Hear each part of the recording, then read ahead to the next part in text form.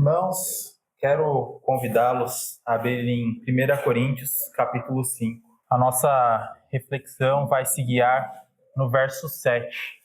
1 Coríntios, capítulo 5, verso 7. Lançai fora o velho fermento, para que sejais nova massa, como sois de fato, sem fermento. Pois também Cristo, nosso Cordeiro Pascal, foi imolado.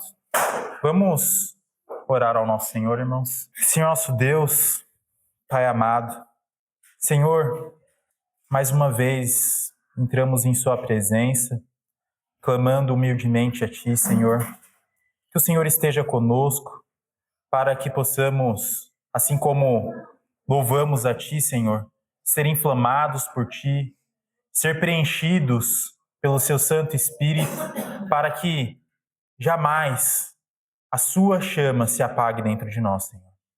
Que o Senhor possa estar conosco, que o Senhor possa estar comigo, para que tudo que eu venha a falar seja de acordo com a Sua vontade, Senhor. Clamo a Ti que o Senhor esteja comigo, para que o Senhor me guie.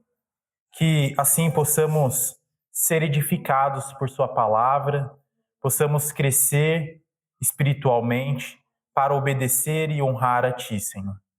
Pedimos perdão pelas nossas falhas, Senhor, pois muitas vezes falhamos, muitas vezes pecamos contra Ti, mas necessitamos do Seu perdão e clamamos por a Sua misericórdia, Senhor.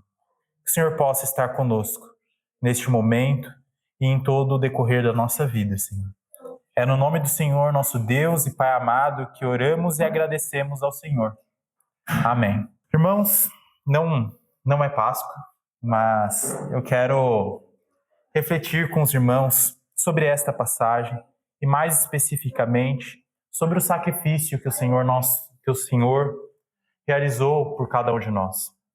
Esse texto de 1 Coríntios, capítulo 5, verso 7, que nós acabamos de ler, olha para Jesus como o cumprimento da Páscoa. E é muito interessante porque nós sabemos que a Páscoa, ela não surgiu ali no momento em que Cristo morreu na cruz, mas surgiu antes. E eu quero olhar para isso com os irmãos. Desde o início de quando a Páscoa se iniciou, a libertação do povo de Israel, e como isso se liga com Cristo e como isso se liga com a nossa vida pessoal, no nosso cotidiano, e como nós podemos ser edificados através disso. Nós precisamos voltar à primeira Páscoa que aconteceu lá no Egito. Israel estava sendo oprimido, escravizado, estava gemendo debaixo dessa escravidão. E esses clamores desse povo de Israel subiu a Deus. Subiu esse clamor até Deus, e Deus foi fiel à aliança que ele havia firmado com o povo de Israel e decidiu libertar o povo com a sua mão poderosa. E diante disso, naquela noite decisiva, o sangue de um cordeiro foi aspergido nos umbrais das portas. E um anjo passou, um anjo da morte passou, mas aonde havia sangue, havia proteção contra a morte.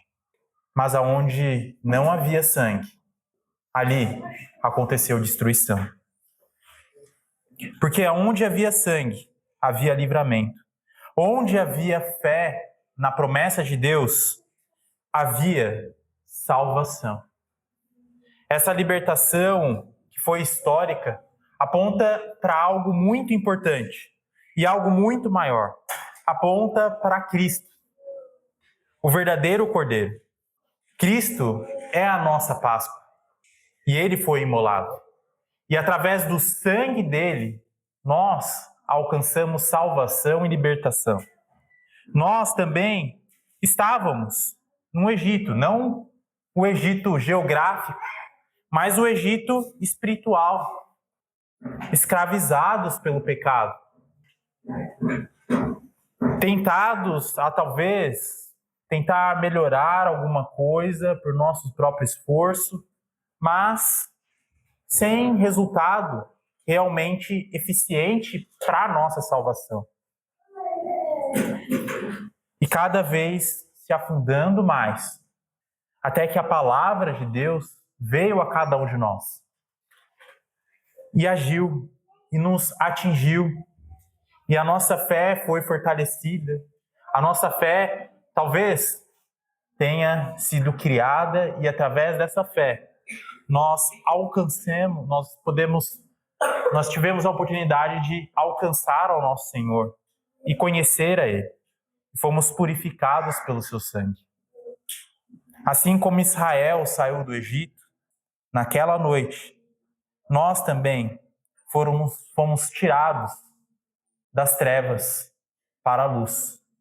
E ainda que passemos por desertos, ainda nos nossos dias, após já aceitarmos o nosso Senhor e sermos purificados pelo sangue dele, agora nós não devemos agir como o povo de Israel, que foi tentado pela carne, pelas panelas de carne, e muitos se afastaram.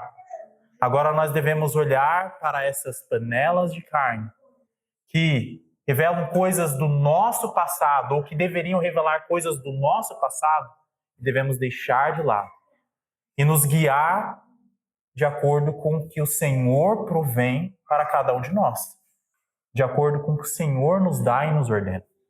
Por isso, hoje, somos chamados a lançar fora o velho fermento, o pecado, a velha vida, a hipocrisia, e celebrar essa Páscoa com sinceridade. Olhar para a Páscoa, na realidade, lembrar da Páscoa e realmente deixando de lado o velho fermento, as velhas práticas. É o que é dito no verso seguinte, quando nós olhamos o verso 8 de 1 Coríntios capítulo 5. Por isso, celebremos a festa não com um velho fermento, nem com um fermento da maldade e da malícia, e sim com os asmos da sinceridade e da verdade.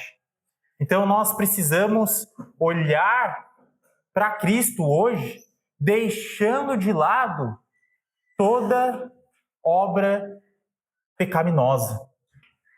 E assim, nós devemos lembrar que Cristo agora é o verdadeiro alimento nosso.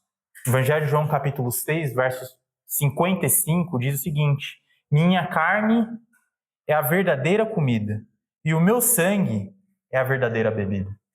Agora nós não nos alimentamos mais das coisas do mundo. Nós nos alimentamos de Cristo. Nós somos supridos por Ele e deixamos de lado as panelas de carne que foram tentação para o povo de Israel no deserto. Nessa mensagem eu quero olhar com os irmãos para Cristo como nosso Cordeiro Pascal e entender o significado na nossa vida prática, na nossa santificação, na nossa comunhão com Deus. Que o Senhor possa nos levar a contemplar, com temor e gratidão, o sangue que Ele derramou, que nos livrou da morte, e agora que nós nos alimentamos dele, vivendo como de fato pessoas libertadas por ele e não mais escravas. Evangelho de João, capítulo 1, verso 29, irmãos. Evangelho de João, capítulo 1, verso 29, diz o seguinte. Evangelho de João, capítulo 1, verso 29, diz o seguinte: no dia seguinte, viu João a Jesus, que vinha para ele, e disse: eis o Cordeiro de Deus, que tira o pecado do mundo. João olha para Jesus, e olha Jesus antes mesmo da sua morte, e consegue enxergar Jesus como o Cordeiro, que ainda havia de se sacrificar por cada um de nós, morrer e derramar o seu sangue. E eu quero olhar justamente com os irmãos a passagem de Êxodo, capítulo 12. Êxodo, capítulo 12.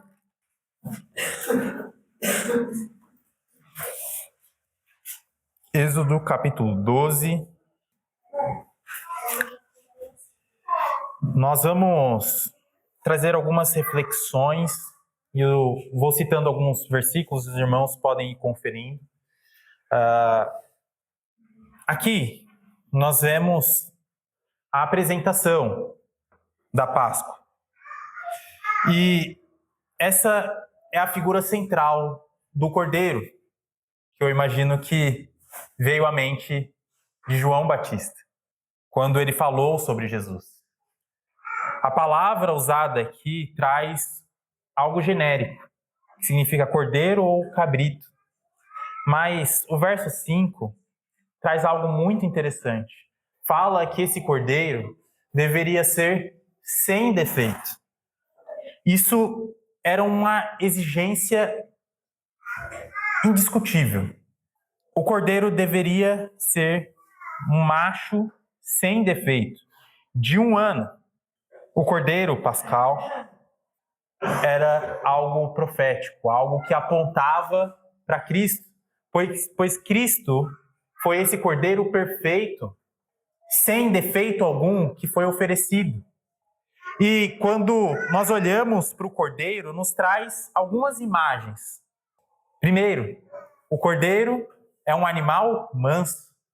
E quando nós olhamos para Isaías 53, verso 7, nós vemos nosso Senhor sendo crucificado, mas com mansidão. Jesus, ele traz esse aspecto de mansidão que o cordeiro tem. Silencioso diante dos que oprimem. Puro e inocente. Algo que o nosso Senhor também é. E separado dos pecadores. Então, todas essas imagens desse animal trazem características que nós vemos no nosso Senhor Jesus Cristo. A expressão aqui, sem defeito, significa algo íntegro, algo completo, perfeito. Isso aponta justamente para o que Jesus é e foi neste mundo. Jesus nasceu sem pecado, viveu sem pecado e morreu sem pecado. É como é dito em 1 João capítulo 3, verso 5, que diz o seguinte: sabeis também que ele se manifestou para tirar os pecados, e nele não existe pecado. A exigência do Pai é de perfeição do Cordeiro. E isso era algo inegociável. Deus nunca aceitou sacrifícios defeituosos. Isso é dito lá em Levítico, capítulo 22. E o único sacrifício eterno que Deus aceitou, que realmente nos justificou, foi o sacrifício de Jesus. Foi o único sacrifício que atendeu todas as expectativas do Pai, que foi capaz de nos purificar e nos justificar. Quando nós olhamos para o verso 5 que fala macho de 1 ano, me traz algumas reflexões que eu quero compartilhar com os irmãos, que são as seguintes. Quando nós olhamos para Jesus, Jesus estava aos 33 anos. Cristo, ele morreu, talvez ali no clímax, usando um termo do teatro, né? Um ponto alto da sua vida terrena. Ele se entregou voluntariamente. Aos 33 anos, a pessoa dificilmente vai aceitar a morte. A pessoa, ela está ali no meio da caminhada, talvez até antes do meio, né? Com certeza. Mas Jesus, ele se entrega de forma voluntária. E aqui aponta para algo muito interessante. Quando nós olhamos para Cristo, nós devemos olhar um Cristo na cruz, mas um Cristo forte, Porque Jesus, apesar de estar sendo crucificado, e nós sabemos que a cruz sufocava a pessoa, Jesus, ele ainda consegue clamar. Em Mateus capítulo 27, verso 50, Jesus, clamando outra vez com grande voz, entregou o seu espírito. Mesmo diante da crucificação, sendo sufocado, às vezes correndo, as pessoas não conseguem falar por conta da falta de ar. Jesus, sendo sufocado por conta da cruz, ainda mostra a sua força. Ele poderia se livrar daquela cruz, ele tem poder, ele é Deus. Mas ele se entrega em obediência ao Pai. Agora, alguns outros pontos que nós podemos ver dos versos 6 ao 9 de Êxodo, aqui capítulo 12, é dito que toda a congregação de Israel mataria, tomaria do sangue e assaria no fogo. 3 aspectos aqui nós podemos trazer algumas reflexões. Primeiro, derramamento do sangue. O sangue do cordeiro, ele era aplicado nos umbrais das portas como algo substitutivo. Nós sabemos que sem o derramamento de sangue não há remissão. E Cristo cumpriu isso perfeitamente. Quando nós olhamos para Marcos capítulo 14, verso 24, é dito: este é o meu sangue, o sangue da nova aliança, derramado por muitos. Então, Cristo derramou o seu sangue de forma que nós alcançamos a propiciação, a expiação. E aí vem um ponto muito interessante que fala de o cordeiro ser assado no fogo. Nada do cordeiro podia ser comido cru. Então, o cordeiro deveria ser assado no fogo. E aqui pode apontar para um ponto. Cristo passou pelo juízo do Pai, porque ele estava ali carregando os nossos pecados. Então, quando nós olhamos para Cristo, ele estava passando por esse juízo justamente representado pelo fogo. Quando nós olhamos aqui o cordeiro sendo assado lá no Egito, nós podemos lembrar e olhar para Cristo, pois Cristo estava passando pelo juízo do Pai por conta dos nossos pecados. Então, esse cordeiro assado também está representado em Cristo. E fala que nenhum osso deveria ser quebrado. E nós sabemos que nenhum osso do Senhor foi quebrado. Então, nós vemos como o sacrifício do Senhor não somente foi oferecido de forma perfeita, mas cumpriu todos os aspectos que deveriam ser cumpridos. Agora, talvez um dos pontos mais interessantes. Quando nós olhamos para Êxodo capítulo 12, verso 13, nós vemos que quando eu vir o sangue, passarei por vós. O que acontece aqui? O sangue era algo que protegia. O sangue impedia o juízo de Deus atingir o povo que estava colocando ali nas portas aquele sangue. Então, o sangue do nosso Senhor protege cada um de nós. Protege cada um de nós do juízo dele. Porque o que estava acontecendo ali é que aqueles que não colocaram o sangue morreram. Todos os primogênitos ali morreram. Então, sem o sangue de Cristo, todos nós estaríamos em condenação. Estaríamos como aqueles que não colocaram sangue sobre os umbrais das portas. O sangue do Cordeiro nos livra da ira vindoura. Agora, tem outro ponto também que é citado no verso 8 de Êxodo aqui. É dito que eles comeriam da carne com os pães asmos e as ervas amargas. Não basta apenas conhecer a Cristo, é necessário comer dele. Isso aponta para a comunhão real que nós devemos ter com Cristo. Somente conhecer a Ele não salva. E muitos acham que, eu conheço a Cristo, então estou salvo. Mas não funciona assim. Aqueles que conheciam os mandamentos, que conheciam as ordens de aspergir o sangue, de comer do animal, do cordeiro, e não fizeram isso, não foram salvos.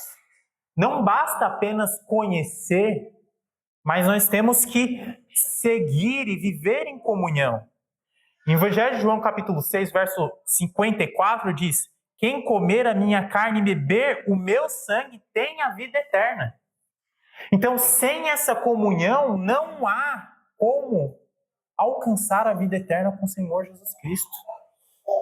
A verdadeira fé se apropria pessoalmente de Cristo, busca pessoalmente a Cristo. Não é apenas admiração, mas também participação. Assim como o povo deveria comer, devemos viver prontos para participar dessa comunhão com o nosso Senhor. E como nós somos beneficiados pelo sangue de Cristo? Cristo foi imolado por nós. E aí nós devemos lembrar que o judeu do Antigo Testamento não podia dizer isso com a plena revelação de que o cordeiro lhe simbolizava total expiação no ponto em que apontava para Cristo. Mas agora nós sabemos disso. Hoje, nós temos a revelação plena do Evangelho. E podemos dizer com toda certeza que Cristo é a nossa Páscoa e que Ele foi imolado por nós. Assim como Paulo disse aqui em 1 Coríntios, capítulo 5. Somos beneficiados da morte de Jesus Cristo em dois aspectos fundamentais. Pelo sangue aspergido, do qual nós alcançamos o perdão e a redenção dos pecados, e pela comunhão com a sua carne, com o alimento espiritual para a regeneração nossa, para a nossa santificação. Agora, quero que os irmãos imaginem a cena lá do Egito. Se nós voltarmos os nossos olhos e pensarmos o que estava acontecendo ali, nós podemos lembrar dos egípcios que estavam ignorando o juízo de Deus, que seguiam o seu caminho como sempre. Mas nas casas dos hebreus, do povo de Deus, havia uma grande movimentação. Enquanto alguns estavam vivendo uma vida normal, outros estavam em suas casas preocupados e em grande movimentação. Ao pôr do sol, cada família separava um cordeiro. O pai da família examinava o animal, porque ele não podia ter defeito. E nós podemos imaginar a preocupação de verificar se o animal tinha algum defeito. E aí nós podemos imaginar o pai pedindo a bacia para os filhos: tragam a bacia, e o sangue era recolhido e derramado naquela bacia. O cordeiro era assado inteiro no fogo, nenhum osso podia ser quebrado. E aí eles usavam o esopo para pegar o sangue daquela bacia, ir lá na porta da casa deles e aspergir o sangue sobre os umbrais da porta, os batentes da porta, enquanto a família ali ajudava. E nós podemos imaginar as crianças perguntando o que significa isso, algo que é dito lá em Êxodo capítulo 12, verso 26. E o pai respondendo, com Êxodo capítulo 12, verso 23. O Senhor passará esta noite para ferir os egípcios. Quando ele vir o sangue, passará por cima e não permitirá que o destruidor entre e fira a nossa casa. Com a casa selada, o cordeiro já pronto, todos à mesa, a noite era depressa. Era de algo que eles buscavam com pressa, comer o animal com pressa, e vem a madrugada. Tudo isso preparado ao final do dia, eles comem, e nós podemos imaginar a madrugada, o momento em que o anjo destruidor passa. Enquanto as casas dos hebreus estavam em um silêncio total, nós devemos imaginar os gritos, porque o anjo estava passando e ceifando a vida de muitos que não obedeceram às ordens do Senhor.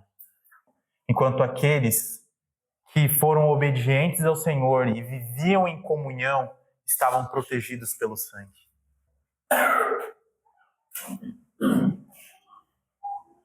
O sangue garante o livramento. A mesa é mantida com ordem. A refeição era partilhada. Todos participavam, até mesmo as crianças. E nós devemos imaginar, talvez, o pai olhando para as mãos calejadas da escravidão e sabendo que estava liberto. Talvez olhando para um filho que já estava passando pela escravidão, trabalhando como escravo, sabendo que aquele filho não seria mais escravo, porque estava havendo livramento. A Páscoa foi celebrada como ordenado. E nós podemos ver o grande paralelo aqui. Eles tiveram que aspergir o sangue e comer do cordeiro. O sangue por si só não bastava, eles precisavam realizar as outras coisas. Precisavam da comunhão. Assim também, o sangue nos redime. Mas nós precisamos viver de Cristo. Precisamos buscar dele. Precisamos comer dele. Precisamos viver em comunhão com ele. Pois nele está a salvação, está a libertação. Ele é o pão vivo que desceu do céu. E é pela fé constante e viva que nós nos alimentamos dele como um alimento espiritual para a nossa alma. E nós podemos dizer que somos libertos pelo sangue dele e que o sangue dele está aspergido sobre as nossas vidas. E nós podemos dizer que ele nos amou e se entregou por nós. Como é dito em Gálatas, melhor. Gálatas capítulo 2, verso 20 diz: ele me amou e se entregou por mim. Não basta dizer que Deus amou o mundo. Nós devemos ver isso pessoalmente. Nós precisamos disso individualmente, primeiramente. Que Deus nos abençoe, irmãos. Que possamos viver guiados por essa comunhão com o nosso Senhor. Pois Ele é quem nos salva. Ele é quem nos liberta de toda e qualquer destruição que possa ser causada. Que Deus nos abençoe, irmãos.